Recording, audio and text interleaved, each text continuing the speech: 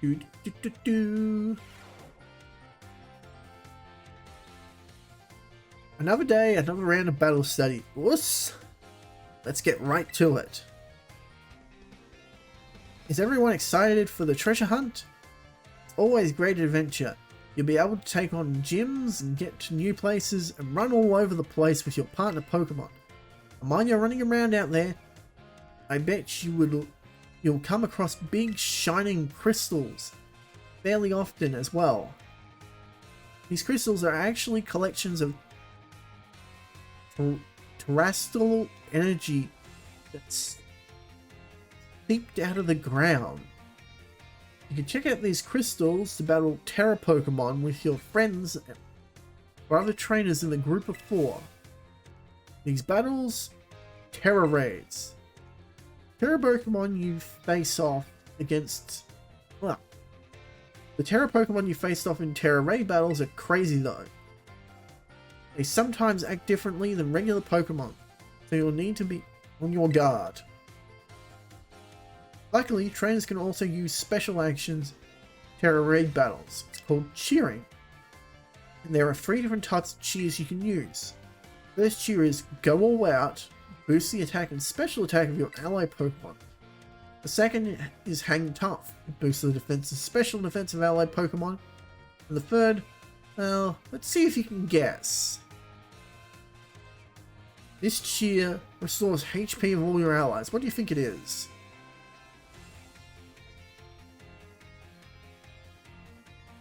I think it would be Heal Up. The others are just over the top. That's right. Maybe I should make you the battle teacher, huh, new kid? Third and final cheer, Heal Up. It's real powerhouse. The ability to restore both restore HP and cure status conditions. That is kinda busted. You can cheer up to 3 times during a single Terra Raid battle. There's the balancing. Also, cheers uses up a turn in battle, so you won't be able to have your Pokemon use any of their moves when you cheer. Okay. In conclusion, try everything at your disposal. If nothing seems to be working, try cheering for your allies. Provide support for your team can sometimes open a new realm of possibilities. Oh man, I was just about to suggest we do some hand-on practice to drive the point home. I guess we're all out of time.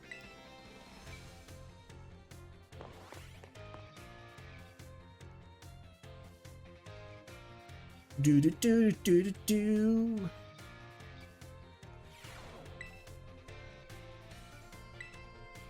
We'll take history and then we've got the 2 home ec classes. We're blitzing through this.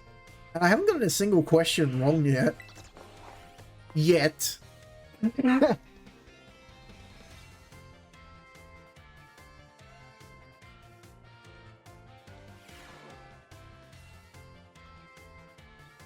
Greetings, little students.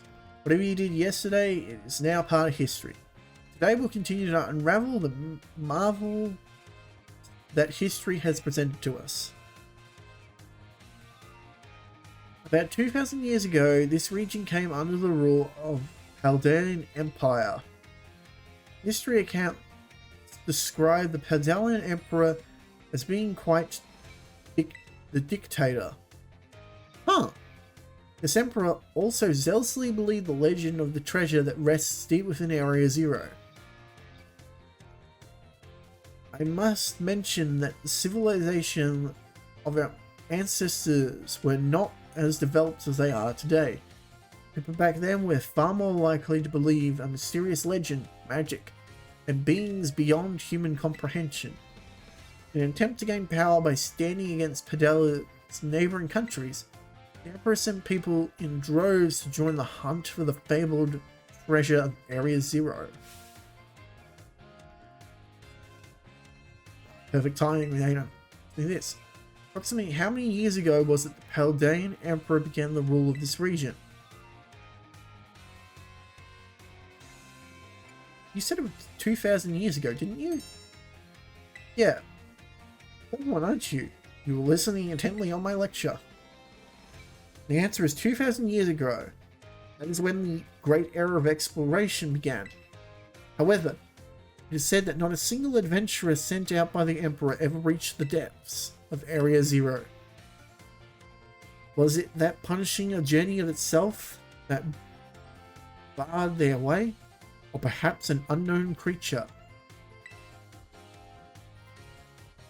The resounding failure of this great era of exploration almost certainly heightened the air of mystery surrounding the crater. Oh, what I wouldn't give to explore Area Zero in its untouched state at that time. I suppose I can only hope for a swift invention of a time machine. Oh, is that time already? I must have gotten swept up by filling your minds with knowledge. In today's lesson... Oh dear.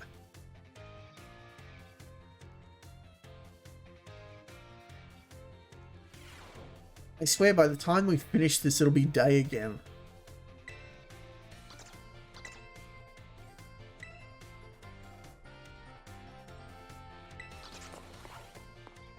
Do-do-do-do-do-do.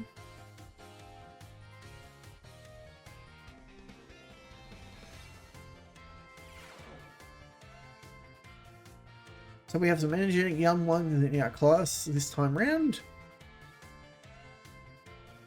Oh my god, that hairdo. You may call me Mr. Saguro?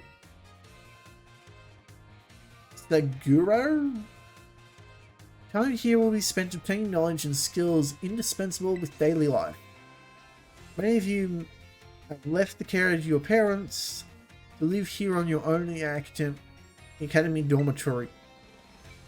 I pray that the knowledge I impart to you will improve the quality of your lives and the necessities, therefore food, clothing, and shelter. That student just popped in from nowhere. Of those three categories, I assume the most pressing and interest all is food. When you eat sandwiches in your picnic, the HP of your party will be restored. You will also gain You'll also gain something called meal powers, which can provide a manner of benefits. For example, these powers can make Pokemon easier to catch, or increase the XP that your Pokemon receive. Oh my god, the students are in sync. Like 3 of them with looking at their book, they're in sync, and they're turning imaginary pages. It is hilarious to watch. I can't look away. And they're all wearing hats. I think you will find that the breadth of these effects can be expanded by crafting sandwiches of superb flavor.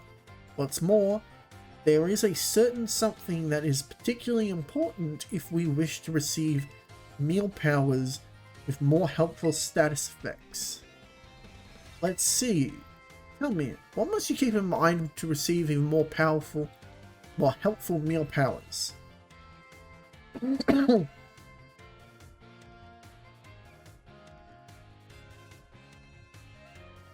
It wouldn't be speed. I feel like it's this one. Haha, that's an interesting take. I know exactly what you're looking for. I suppose you are correct in a sense. Your choice of ingredients, including filling and condiments, is the most important factor into gaining more helpful. Okay. For example, using sweet ingredients in your sandwich egg power, including nutritional bitter ingredients, on the other hand, will gain your item drop power. Willing to aim for specific effects when crafting sandwiches will almost certainly make your culinary endeavors more enjoyable. Please be aware, however, that you can also receive meal powers by eating at restaurants. I must say that I would feel utmost joy if you all learned something fast and came to better understand home economics. End of our time today. I bid you farewell. Okay, so we got that one wrong. But, to be fair, I thought there was a cooking minigame which would affect the potency of it. So it's not like I was wrong per se, but it wasn't the answer that he was hoping to get.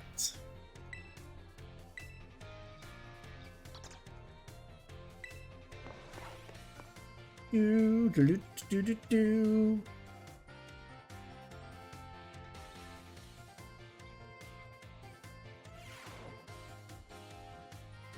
Put away your phones, it's time to be in class.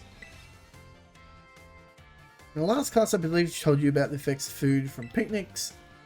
Meal power, restore HP for all the Pokemon in the party. It is truly a convenient means of healing your Pokemon. Unfortunately, as I assume you're aware, it's not suited for use in battles, when you cannot make food, or when you wish to restore HP quickly. Items such as these, you should make use of healing items, such as potions, which you can purchase at the Pokemart or the school store. Healing items are immediately effective and can be used any time that you open your bag. There are, however, consumed after one use. Potions heal 20, Super heals 60, Hyper heals 120. Pricey of the item, the whole HP it will restore. Keep in mind how much money you have when stocking up on these items. However, unforeseen happenings are an unacceptable part of traveling from place to place. Imagine, if you will, following scenario: you find yourself with injured Pokemon and you have no potions, you are out of sandwich ingredients, and there are no Pokemon centers nearby. Tell me, what should you search for in a perilous situation where you have no way to heal your Pokemon? Items on the ground. Perfectly correct. So you're well learned in the survival technique. If you see something shining on the ground, it is actually an item that has been dropped there. You may be able to find restorable items, such as an Oran Berry or a potion in this way. You can also use the R button to send out your Pokemon to pick up such items as well. And then there are berries, of course. Berries, by the way, aren't like items from shops. If you let your Pokemon hold one, it will decide on its own when to eat the berry during battle. This is not true. Berries activate under certain conditions. For example, a Chesto Berry, if I remember the effect correctly, cures confusion. If the Pokemon becomes confused by holding a Chesto Berry, no, that's wrong. I'm thinking of a different one. Chesto is sleep. If the Pokemon falls asleep while holding a Chesto Berry, they will instantly wake up. Hence the term Chesto Resto, which is where you have a Pokemon with the move Rest hold a Chesto Berry. When they're on low health, have them use Rest. They fully restore and wake up immediately after doing so because of the berry. If the Pokemon has the ability Glutton, they will eat berries earlier. This affects mainly Oran and Citrus berries, which heal HP. There's also another ability that allows you to gain more health when eating a berry. I forget what that is. Unnerve prevents you from using held items or specifically eating berries.